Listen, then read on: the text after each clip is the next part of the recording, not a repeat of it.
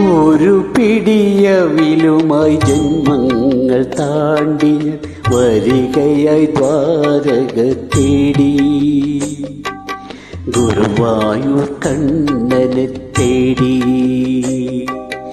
ഒരു പിടിയവിലുമായി ജന്മങ്ങൾ താണ്ടി ഞാൻ വരികയായി ദ്വാരക തേടി.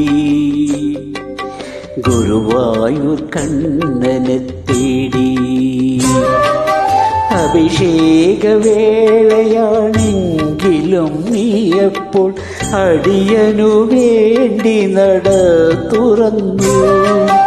അഭിഷേകവേളയാണെങ്കിലും നീയപ്പോൾ അടിയനു വേണ്ടി നട തുറന്നു. 1000 മണിയൊച്ച എതിരേറ്റു എന്നെ അവിടത്തെ